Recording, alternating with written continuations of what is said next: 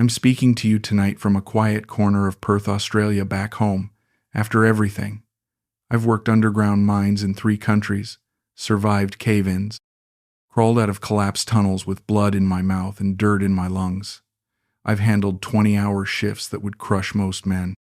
But nothing, and I mean nothing, prepared me for what a 22-year-old Thai girl could do to my heart. Her name was Anong, and what she did to me, it still echoes. The story truly began with an email. It came in on a Sunday morning. I was still half asleep, sipping my usual instant coffee, when my phone buzzed. The subject line was in Thai script, but the sender's name was familiar. Niran, her cousin. We'd met once at her family's home in Udon Thani. The message was short, polite, almost too careful. Brother Raymond, I think you should know what Anong is doing when you are not in Thailand. Please don't tell her I sent this. I froze. My chest tightened. You know that moment when your gut reacts before your brain does? That was me. I read it again and again. Suddenly, every little moment, every late reply, every phone died, excuse, it all began to click. I'd faced down rock walls ready to bury me alive, but this crushed me in a way I wasn't ready for. If you've ever trusted someone so deeply that you stopped guarding your own heart, I want you to stay with me. And while you're here, please hit like, drop a comment, and let me know where you're watching from. Your messages matter. They make all of this feel less lonely. And if you're one of the folks who keeps coming back, super thank you. Seriously. You're the reason I keep talking. Because what happened next changed my life. Let me take you back to where it all started. I landed in Bangkok on a Tuesday, exhausted from 18 months in a copper mine outside Yellowknife. The heat hit me like a wall when I stepped off that plane, but I didn't care. I had money in my account, 3 months of vacation, and absolutely no plan beyond getting as far from snow as possible. Pattaya seemed like the obvious choice. Sun, beaches, cold beer. Simple needs for a simple man. My second night there, I was nursing a singha at this beachfront place called Ocean View. Nothing fancy, just plastic chairs and Christmas lights strung between palm trees. I was staring at the waves when she appeared. "You look lonely," she said, and when I turned around, I swear my heart stopped. She had this smile that could light up half of Thailand. Dark eyes that seemed to see right through whatever walls I'd built over the years. Her English was careful but clear. "I'm Anong. Can I sit?" I nodded because words weren't coming. She settled into the chair across from me, ordered a Coke, no ice. "You're not like the other men here," she said, studying my face. "You're sad. What happened?" I laughed despite myself. Here was this beautiful young woman asking me about my problems like we'd known each other for years. "Long work," I managed. "Very long work." She tilted her head. "Mining?" I was surprised. Most people couldn't place my weathered hands in perpetual squint. "How did you know?" She shrugged. "My father worked construction. I know the look." We talked until the bar started stacking chairs. She told me about growing up in Aisan, the poorest region of Thailand, how she'd come to Pattaya to send money home. I told her about the mine, the isolation, how I hadn't had a real conversation with a woman in over a year. "You're gentle," she said as we walked along the beach. "Most men here, they want only one thing, but you listen." When she took my hand, it felt natural. Like maybe I'd been waiting my whole life for someone to see me as more than just another middle-aged foreigner with money to spend. She gave me her number. "Tomorrow? Same place?" I nodded, already counting the hours. Back at my hotel, I stared at my phone for 20 minutes before saving her contact. Russell Johnson, 55, acting like a teenager with his first crush. But her smile kept flashing in my mind. For the first time in months, I felt something other than tired. The next evening, she was waiting when I arrived. Same spot, same Coke with no ice. But she seemed different, quieter. "Bad day?" I asked. She nodded, then looked at me with those dark eyes. I hate my job, Russell. Every night, different men. They don't see me. They see. She gestured vaguely. A thing, a service. My chest tightened. I'd assumed she was just a waitress or maybe worked at one of the massage places. What do you do? I asked, though part of me already knew. Bar girl, she said simply. Walking street. You know what this means? I did know. I'd walked past those bars my first night, seen the women in short dresses calling to tourists. But Anong didn't look like them. She looked real. Vulnerable. How long? I asked. 2 years, since my father got sick, the medicine costs. She shook her head. I send home everything. But I'm tired, Russell. So tired of being nothing. Without thinking, I reached across the table. You're not nothing. You're the most interesting person I've met in years. She smiled then, that killer smile. You mean this? When I nodded, she squeezed my hand. Maybe I don't have to go back, she whispered. Maybe I can find different work. The hope in her voice broke something inside me. What would you want to do? I asked. She lit up. Learn English better. Maybe work in hotel, real job, respect. The way she said that last word, like it was something precious she'd never owned. I could help? I heard myself saying. With the English. With whatever you need. 3 days later, she quit the bar. We celebrated at a little restaurant near her apartment. Nothing fancy, just plastic stools and the best pad thai I'd ever tasted. I told my mama about you, she said between bites. Told her I met a good man. A kind man. She paused. She wants to meet you someday. The way she said it, so casual yet loaded with meaning, like I was already part of her future. We went back to my hotel that night. She was shy at first, then passionate in a way that felt genuine. Afterwards, she traced circles on my chest. You make me feel safe, she whispered. I forgot what safe feels like. I kissed the top of her head, breathing in the scent of her shampoo. Sweet jasmine mixed with cigarette smoke from the bars. You are safe, I whispered back, and I meant it. This broken, beautiful girl had wandered into my life, and I was going to protect her. Whatever it took. 2 weeks in, I extended my visa. Anong came with me to the immigration office, held my hand while we waited in those plastic chairs. So much paperwork. She laughed, looking at the forms. Like getting married. The joke hung in the air between us. Not uncomfortable, just present. Would that be so terrible? I asked, surprising myself. She looked at me seriously. You don't know me well enough for such thinking.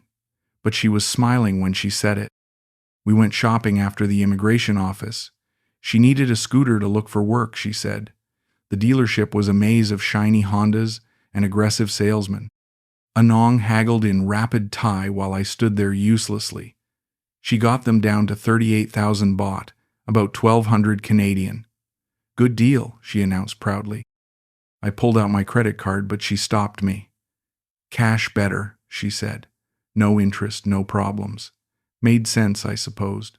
We went to 3 ATMs to get enough bills. That evening, she was counting the leftover money at her apartment. I should put this somewhere safe, she said. Maybe send to my bank account through Western Union. I frowned. Why not just deposit it? She looked uncomfortable. My account is complicated. Family account. Better to send like wire transfer. More private. She paused. Less gossip from neighbors. I nodded, though something felt off. Why would neighbors care about her bank deposits? But she kissed my cheek, and the question dissolved. You trust me? She asked later, curled up against my side. Her apartment was tiny but clean, decorated with magazine cutouts and a Buddha statue her grandmother had given her. Of course. She was quiet for a long moment. Some men, they think Thai girls just want money. They think we cannot love for real. I turned to face her. Do you? Love for real? She touched my face gently. I'm learning how. With you. It wasn't exactly what I'd wanted to hear, but it felt honest. More honest than the desperate declarations I'd been hoping for. The next morning, I helped her send the money through Western Union. She knew exactly how to fill out the forms, which questions to ask. "You've done this before?" I observed. She nodded. "Many times. For family." As we walked out, I wondered how much money a bar girl could possibly have saved to send home. But Anong was already talking about job interviews, about the future, and I wanted to believe in that future more than I wanted to ask difficult questions. I started noticing the late-night phone calls during our third week together. Whispered conversations in Thai that stopped whenever I came back from the bathroom or returned from getting ice. Who was that? I asked one night after a particularly long call. "My cousin," she said without looking up from her phone. "Family problems." She seemed distracted, distant, different from the girl who'd held my hand at the immigration office. The next evening at Ocean View, a British guy at the next table leaned over. "First time in Thailand?" he asked. I nodded. He grinned, not kindly. "Enjoy it while it lasts, mate. That one you're with, she's got the look." He made a gesture I didn't understand. "What look?" I asked. "The look of a girl who's got her hooks in deep. You're her new project." Anong was in the bathroom, so I couldn't ask her to translate the insult. But something cold settled in my stomach. When she returned, I studied her face differently. The way she checked her phone every few minutes. How her smile seemed practiced when she caught me watching. "Everything okay?" she asked. "You look worried." I forced a smile. "Just tired. Long day." But that night, I lay awake listening to her breathe. Every small sound made me wonder who she'd been talking to. What family problems required such secretive conversations? 3 days later, she was distant again, checking her phone constantly, giving short answers to my questions. "Maybe we should take a break tonight," she said when I suggested dinner. "I need to handle some things." I felt panic rise in my throat. "What things?" She kissed my cheek, but it felt mechanical. "Just girl things, boring for you." She promised to call the next day, but something in her eyes looked already gone. I walked the beach alone that night, replaying every conversation we'd had. Was I imagining the change, or had I been blind to something that was always there? The British guy's words kept echoing. "You're her new project." But projects end, don't they? Projects get finished and forgotten. I shook my head, trying to clear the paranoia. Anong wasn't like that. She couldn't fake the way she looked at me, could she? The way she said my name in the dark? Could she? I was having breakfast at my hotel when she called, crying. Real tears, broken English between sobs. "Russell, I need you. Please come." I found her at her apartment, eyes red and swollen. She threw herself into my arms. "My mama," she whispered. "Hospital, very sick."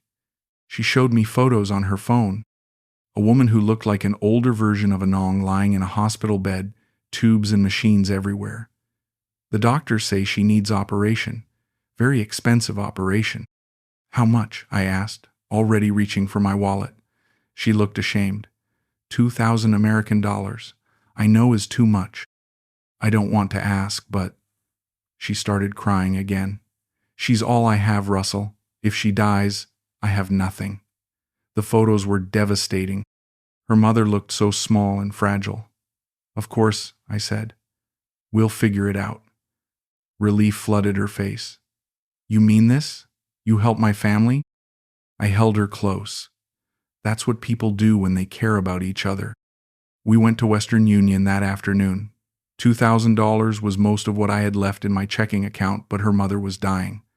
What else could I do? Anong filled out the forms with shaking hands, double-checking every detail. "She will be so grateful," she said as we left. "She wants to meet you when she's better. She says any man who helps her family is good man." That evening, she was different, lighter, more affectionate than she'd been in days. "You saved her life," she whispered as we made love. "I will never forget this." 3 days later, I noticed the designer purse. Louis Vuitton, from what I could tell, sitting on her kitchen counter like it belonged there. Nice bag, I said casually. She looked up from her phone. Oh, that. My sister gave me. She works in Bangkok, makes good money. I nodded, but something felt wrong. Her sister had never been mentioned before. And if the family needed money for medical bills, why was her sister buying luxury purses? What does she do in Bangkok? I asked. Office work, Anong said quickly. Very boring. But the bag haunted me. That night, I looked up Louis Vuitton prices on my phone. The purse she was carrying cost more than most Thais made in 6 months, more than some made in a year. If her sister could afford gifts like that, why had Anong been so desperate for money? Why had I been the one to wire $2,000 to save their mother? I stared at the ceiling, trying to make the math work, trying to convince myself there was a logical explanation that didn't make me a complete fool. The next morning, I saw her hiding something under her bed. Just a glimpse before she pulled the blanket down, but it looked like shopping bags. Multiple bags from expensive stores. When she caught me looking, she laughed it off. Just old clothes, need to donate. But her laugh sounded forced, and I knew, deep in my gut, that I'd been played. But knowing and accepting are different things. And I wasn't ready to accept that everything I'd felt, everything we'd shared, might have been a lie. I woke up on a Thursday morning to an empty bed and a silent apartment. Anong's side was cold, like she'd been gone for hours. Her clothes were missing from the closet. Her toothbrush was gone from the bathroom. The scooter we'd bought together was no longer parked outside. It was like she'd been erased from the world overnight. I called her phone. Straight to voicemail. I called again. Same thing. I spent that first day convinced she'd come back. Maybe another family emergency. Maybe she'd left a note I hadn't found. I searched every inch of her apartment looking for some explanation. Nothing. Just empty drawers and the faint scent of her perfume lingering in the air. By evening, panic had set in. Had something happened to her? Had someone hurt her? I walked Walking Street for hours, showing her photo to bartenders and taxi drivers. Most just shrugged. A few looked at me with something like pity. Day 2 was worse. I barely slept, jumping at every sound thinking she might be coming back. I went to the bars where she used to work, asked if anyone had seen her. The girls there exchanged glances I couldn't read. She's busy, one finally said in broken English. Maybe she call you later. But there was something in her tone that suggested she knew exactly where Anong was and exactly why she wasn't calling me. I left my number anyway, begged them to have her contact me. On day 3, I got a text. Just 8 words that shattered what was left of my heart. Please don't look for me. I'm sorry. I stared at my phone for 10 minutes, reading those words over and over. Then I called. Voicemail. I sent text after text. No responses. She was gone, and she wanted to stay gone. The realization hit me like a physical blow. This wasn't a misunderstanding or a family crisis. This was goodbye. I started drinking that afternoon and didn't stop until I passed out on my hotel room floor. When I woke up, the sun was setting and my phone was dead. No missed calls, no messages. Just silence and the sound of waves crashing outside my window. I'd been in Thailand for 5 weeks. For 4 of those weeks, I'd believed I was falling in love. Now I wasn't sure if any of it had been real. The girl I thought I knew had vanished as suddenly as she'd appeared, taking my money, my trust, and whatever foolish hope I'd been carrying with her. I found her on Walking Street 3 days later, laughing with another man. A younger guy, maybe 40, with the soft look of someone who'd never worked with his hands. She was wearing a dress I'd never seen, jewelry that sparkled under the neon lights.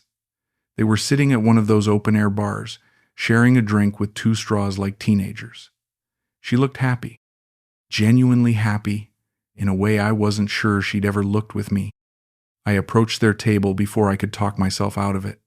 Anong. She looked up, and for a split second, I saw surprise flash across her face. Then something else. Not guilt, exactly. More like mild annoyance at being interrupted. "Russell," she said calmly, "how are you?" Like we were old acquaintances running into each other at a coffee shop. Not like she'd disappeared without explanation after taking $2,000 from me. "How am I?" I repeated. "How do you think I am?" The man with her looked between us, then smirked. "You must be the Canadian she told me about." He had an Australian accent, the kind of casual confidence that comes from never having to worry about money. "She said you were gone back to Canada already." He sipped their shared drink without taking his eyes off me. "Guess she was wrong." I looked at Anong. "You told him I was gone?" She shrugged. "I thought maybe you were. You didn't call yesterday." Yesterday. I'd been crying into a bottle of Thai whiskey while she was already out with someone new. "We need to talk," I said, privately. She sighed like I was being unreasonable. "Russell, you make things too serious. We had fun. Now it's finished." The casualness in her voice was devastating. Like our 5 weeks together had meant nothing. Like the night she'd whispered about feeling safe had been just words. "What about your mother?" I asked. "The operation?"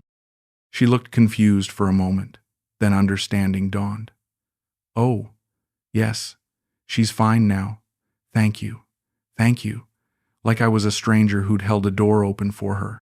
The Australian leaned back in his chair. "Mate, you seem upset. Maybe it's time to move on, yeah?" Something in his tone made my hands clench into fists. But Anong was already standing, smoothing down her dress.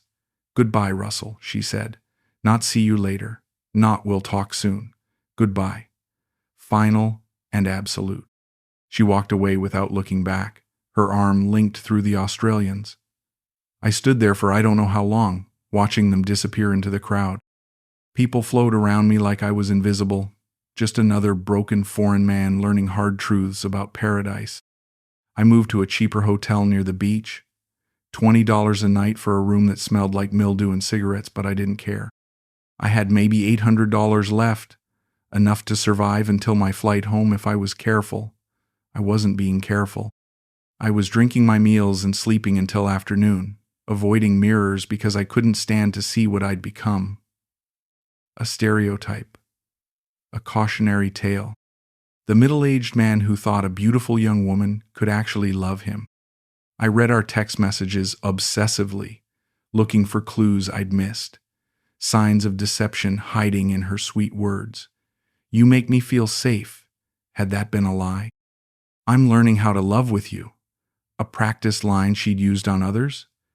Every message felt poison now, like evidence of my own stupidity.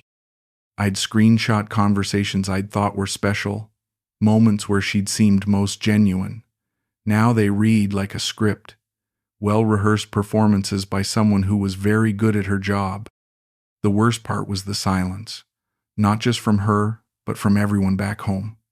I told my sister I'd met someone special. She'd been happy for me, said it was about time I found someone who could see past my rough edges. How could I call her now and explain that the someone special was a professional liar? That I'd been so desperate for affection I'd mistaken business for love? The shame was crushing. 55 years old, and I'd fallen for the oldest con in the book. I started having conversations with her in my head. Arguments where I was clever and cutting, where I exposed her lies and made her admit the truth. In these fantasies, she broke down and confessed that some of it had been real, that she had felt something genuine, even if it wasn't love.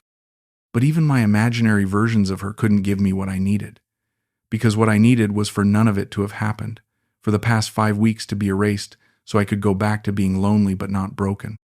By the end of that week, I'd stopped showering regularly, stopped shaving. The hotel staff looked at me with the kind of concerned pity reserved for tourists who'd lost more than they could afford. I was that guy now. The cautionary tale other men would hear in bars. This Canadian bloke I knew thought he was in love, and they'd all nod knowingly because they'd either been there themselves or were smart enough to never let themselves get that close to the edge. I wrote the message a dozen times before sending it. Deleted paragraphs of anger, pages of hurt, accusations that would only make me look more pathetic. In the end, I kept it simple. I just need to know if any of it was real. Even 5 minutes of it, please. I hit send before I could change my mind, then immediately regretted it.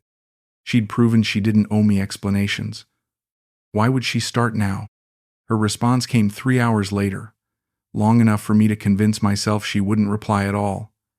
You were good to me, Russell. Kinder than most men here. But business is business. I hope you understand someday.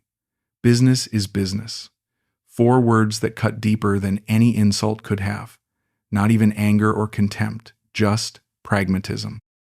I'd been a transaction that had run its course. A client who'd outlived his usefulness and needed to be gently dismissed. I read her message until the words lost meaning, trying to find some hidden softness in them. You were good to me. Past tense. Like I was already a memory. Kinder than most men here. A participation trophy for being less awful than the worst tourists. But it was the ending that destroyed me completely. I hope you understand someday. Understand what? That I'd been played? That love was a luxury I couldn't afford? That kindness was just another weakness to be exploited? I tried to write back. Started a dozen different responses. Questions about her mother, about the money, about whether she'd ever felt anything real for me. But what was the point? She'd given me her final answer. Everything else would just be begging, and I'd already humiliated myself enough. I deleted her number, blocked her on every platform I could think of. Not because I was angry, but because I knew myself well enough to know I'd keep reaching out if I could. That night, I dreamed about her laugh. Not the practiced one she used on customers, but the genuine one she'd let slip sometimes when I said something unexpectedly funny. In the dream, she was 22 and I was 25, and we'd met in some world where the age difference didn't matter and money wasn't part of the equation. We were just 2 people finding each other. When I woke up, the loss felt fresh all over again, because even in my dreams, I couldn't quite believe she could love me without conditions. My sister picked me up from Calgary International wearing the carefully neutral expression of someone who'd been briefed on disaster. She'd wanted to ask questions during the 2-hour drive to Edmonton, I could tell, but something in my face kept her quiet. It wasn't until we were sitting in her kitchen with coffee that she finally spoke. You look like hell, Russ. I managed to smile. Feel about the same. She waited, giving me space to explain if I wanted to. I didn't want to. Not yet. Work was the hardest part. My supervisor was sympathetic but puzzled when I asked to go back underground immediately. No vacation time, no gradual re-entry. Just me, and the dark and the familiar rhythm of machines that never lied to you. The other miners sensed something had changed but didn't push. Mining culture doesn't encourage emotional conversations. You work, you drink beer after shift, you keep your problems to yourself. It was exactly what I needed. But the nights were brutal. Alone in my apartment, surrounded by mining equipment catalogs and hockey games I couldn't focus on. I'd catch myself reaching for my phone to text her, forgetting for whole seconds that she was gone, that she'd never been mine to lose in the first place. I didn't date. Didn't even consider it. The thought of sitting across from another woman, trying to read her expressions, wondering what she really wanted from me. It was exhausting just to imagine. 6 months after Thailand, I started writing. Nothing fancy, just notes on my phone at first. Memories I wanted to preserve before they got distorted by time and pain. How her hair smelled like jasmine. The way she'd steal French fries from my plate while insisting she wasn't hungry. The morning she'd traced my mining scars and asked if they hurt. All of it felt important suddenly, even the parts that had been lies. Especially the parts that had been lies. A year later, I was different. Not better exactly, but different. More careful with my trust, but also more honest about my loneliness. I'd learned the difference between being loved and being useful, between intimacy and performance. It was an expensive education, but I'd needed it. The alternative was spending the rest of my life wondering why women never stayed, never quite seeing me the way I needed to be seen. Now I knew. Sometimes they did see you. Sometimes they saw exactly what you needed and gave you just enough to keep you hoping. Writing this story has taken me 3 years. 3 years to find the courage to admit how completely I'd been fooled, how desperately I'd wanted to believe that someone like Anong could look at someone like me and see potential for something real. The shame has faded some, replaced by something that might be wisdom, or maybe just exhaustion. I'm 58 now, grayer and more cautious but not entirely broken. And I understand something I didn't before. It wasn't love, but it taught me how badly I needed it to be.